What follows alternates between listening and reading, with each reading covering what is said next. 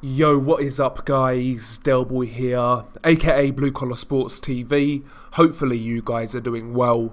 If you're new here, smash that like, hit subscribe, all of that good stuff. So, an interesting fight goes down this weekend on the 23rd of October, and it's between Jamel Herring, the WBO Super Featherweight Champion, and Shakur Stevenson. Shakur Stevenson, of course, looking to become a 2-weight world champion, and on paper, it's an interesting fight merely because it is viewed as Shakur Stevenson's hardest test of his career to date. So, yeah, I think this fight is relatively interesting, and it's a fight that I'm intrigued about. Obviously, Shakur Stevenson was an amateur standout, a silver medalist at Rio 2016, and going into the pro game, there was a lot of hype for Shakur Stevenson. However, as the years have gone by, the hype and excitement for Shakur Stevenson has certainly dwindled. I think it's mainly because of Stevenson's level of opponents and his style. But this fight really is kind of being billed as Stevenson's coming out party, if you will. Ultimately, this is being billed as the acid test, and we'll find out just how good Stevenson is and where he's at in his career. And that's why it's an interesting fight. Jamel Herring is a veteran in more ways than one. He's a tough dude, tall, rangy, big for the weight. So it's definitely a test for Shakur Stevenson, and I'm looking forward to it. Nevertheless, let's break down briefly the tale of the tape, and then we shall get into the style matchup and what I believe each guy should do to win. But anyway, we shall start with the champion Jamel Herring. He has a record of 23 wins, 2 defeats, 0 draws, 11 of those 23 wins coming by way of knockout. Shakur Stevenson has a perfect record of 16-0, 8 of those 16 wins coming by way of knockout. Jamel Herring is listed as 5'10" with a 72-inch reach, whereas Shakur Stevenson is listed as 5'7" with a 68-inch reach. So Jamel Herring is considerably longer and taller. He's got a 3-inch height advantage and a 4-inch reach advantage, and also on fight night he will have a weight advantage. Also, both guys are southpaws, and Jamel Herring is 35 years old, whereas Shakur Stevenson is only 24 years old. So Shakur Stevenson is 11 years younger. He's got the advantage of youth in this fight. He's a lot fresher, but of course Jamel Herring does have that experience, and he has fought at a higher level, so make of that what you will, but I believe in this fight, the youth will be a bigger advantage than the experience. I've always kind of felt that Jamel Herring has had one foot out of the door. He's basically said as much in his last couple of fights. After the Jonathan Oquendo fight, he was considering retirement. He was actually insinuating that Carl Frampton could be his last fight, so Jamel Herring is at the tail end. I don't think he's got the same sort of hunger as Shakur Stevenson, so the age of Jamel Herring and where he's at in his career is definitely worth considering in this fight, especially going by what he said from his own mouth, so that is worth considering. Nevertheless, let's break down what I believe each guy should do, and then at the end of this video, I will make my official pick. Now, I think I'll start with the champion, Jamel Herring, in this one. He actually goes into this fight as the underdog, despite being the champion, and stylistically, I would describe Jamel Herring primarily as a mid-range boxer-puncher, I guess. He can box from the outside quite effectively as well. He does have good straight punches, but I think the best of his work comes from when he actually sets his feet and throws hooks to body and head, as well as uppercuts through the middle. I think we saw that against Carl Frampton, for example, where he was putting together some really crisp, hurtful combinations, and even against Masayuki Ito, where he was outboxing Ito, but also kind of out-hustling him at mid-range with good combinations. So Herring is kind of a boxer-puncher type, who I believe excels at mid-range. But ultimately, Herring is well put together, he does the basics well, and yeah, he's quite well-rounded as a fighter. But for me in this fight, Jamel Herring being the bigger, taller, longer, and I would say stronger man, in my opinion, needs to put it on the younger Shakur Stevenson. I think the bodywork of Jamel Herring in this fight could be very important. Primarily, Shakur Stevenson is a safety-first fighter, likes to box behind that jab, and look for that counter southpaw straight left. Stevenson is very economical, he doesn't take risks, usually it's one punch at a time kind of thing. and he likes to manage a contest. That means he's low output. So for me, the onus is on Jamel Herring to try and up his work rate in this fight and drag Shakur into a fight where he needs to work hard. What I would say is for Jamel Herring, I do believe he needs to start this fight relatively cautiously, behind the jab. I would say in the first 2 or 3 rounds, stick behind that jab, stick behind that height and reach, and see how that works out. I've got a feeling, despite being taller and longer, Shakur is still going to slip that jab and get his own jab off and beat Jamel Herring to the punch. Stevenson is very quick with that jab. He's got great reflexes, and I believe he'll anticipate Jamel Herring's long straight punches. Herring isn't the quickest in the world. He's not slow, but I believe Stevenson will be able to anticipate Herring's long range boxing and get his own work off. But I think it's worth trying that at the start of a fight just to see.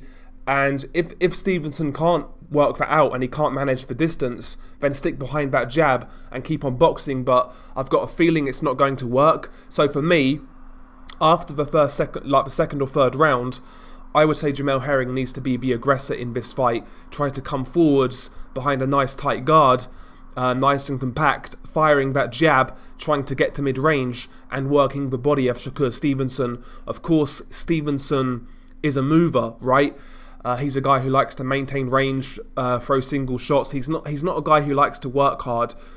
He likes to use those legs, so the best way to kind of domesticate that sort of fighter and slow him down, of course, is to work that body. And that is one thing Jamel Herring does do quite well. He does have nice body punching skills, so any moment where a body punch is available or punches to the body are available, Jamel Herring needs to take those opportunities in this fight. He needs to invest in that body to try and slow Shakur down, because Shakur does have good legs. He can move all night long. And ultimately, it's down to Jamel Herring in this fight to disrupt the rhythm of Shakur Stevenson. Lead hand control on Shakur Stevenson, again, for Jamel Herring, could be very important. Being the taller, longer man, I think you always naturally have an advantage when it comes to lead hand control. So he needs to be messing around with the lead hand of Shakur Stevenson, because that can go a long way in disrupting the jab of Shakur Stevenson, which I believe is his best punch. I do believe Shakur Stevenson has a very good jab, and Jamel Herring really needs to neutralise that in this fight if he stands a chance to win.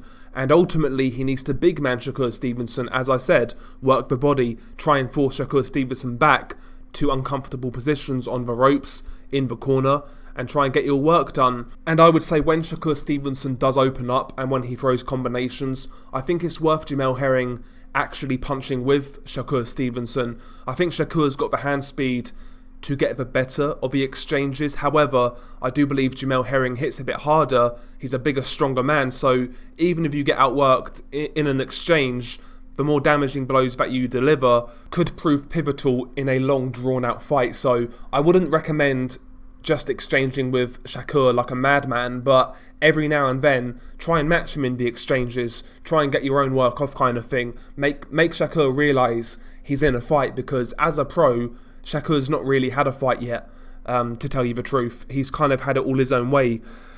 So yeah, I mean, ultimately it's down to Jamel Herring to make this uncomfortable for Shakur Stevenson. I think stylistically, he's going to have a hard time, to be honest. He's going to have a hard time pinning down Shakur Stevenson, because Shakur Stevenson has not only a hand speed advantage, but a big foot speed advantage as well. So closing the distance on Shakur and managing range, etc., isn't going to be easy, considering how fast Shakur is, both of hand and foot. So Jamel really needs to make this an ugly fight, in my opinion.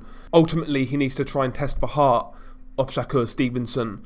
As for Shakur Stevenson himself, I do believe he's got the attributes to win this fight and outbox Jamel Herring. I do believe Shakur Stevenson is a much better natural boxer than Jamel Herring, particularly on the outside. And for me, that's where he needs to fight this contest, on the outside. It's up to Shakur Stevenson to manage this contest, pick his moments, get in and out, and constantly make Jamel Herring reset. One thing about Jamel Herring is that he's not great at punching on the fly. He's not great at punching moving forwards. Jamel really needs to set his feet before landing combinations and power punches. So it's up to Shakur to keep Jamel Herring on the move, boxing behind that jab, and ultimately keeping Jamel Herring off balance and not being set for punches. So I think if Shakur Stevenson makes Jamel Herring chase this fight, doesn't get trapped on the ropes, doesn't get trapped in the corners, I think Jamel Herring's going to have a very hard time landing power punches on Shakur Stevenson. So anytime Shakur gets near the ropes, he just needs to pivot out and make Jamel Herring reset. And I believe Shakur Stevenson has the footwork to do that in this fight. So for me, primarily in this fight, Shakur Stevenson needs to be boxing on the back foot in this one. To me, that's where he's most comfortable, behind that jab, making his opponent chase the fight. He's more comfortable in that style.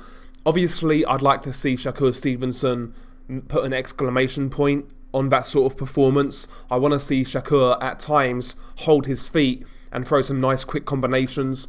The good thing about Jamel Herring for Shakur Stevenson is there's always a tell when Jamel Herring wants to throw combinations. Usually he'll stand square on with his shoulders and it's obvious that he wants to open up, and Shakur just needs to read those moments, land a 2 or 3 punch combination and then spin out and make Jamel Herring reset once again. So I want to see Shakur Stevenson actually try and stamp his foot on this fight, not just box and move, but land some combinations here and there, land some eye-catching shots, and really put an exclamation point on this sort of performance. And ultimately, that's really what I'm expecting from Shakur Stevenson in this fight. I believe stylistically Shakur Stevenson is all wrong for Jamel Herring, and quite frankly, I'm expecting a career-best performance from Shakur Stevenson in this fight. My official prediction is Shakur Stevenson wide on points, and I wouldn't even be surprised if Shakur Stevenson scores a knockdown in this one. I think he's going to win this fight quite comfortably, and I think it might surprise people, but for me, stylistically, this fight is all wrong for Jamel Herring and kind for Shakur Stevenson. So my official prediction is Shakur Stevenson wide on points, but nevertheless, Jamel Herring is definitely the best guy he's fought so far, so I could be wrong, but I'm quite confident in my prediction, and that is Shakur Stevenson wide on points. What about you guys? How do you see this fight? Who do you pick to win and how? Share your thoughts below. It's been your guy Delboy. Peace.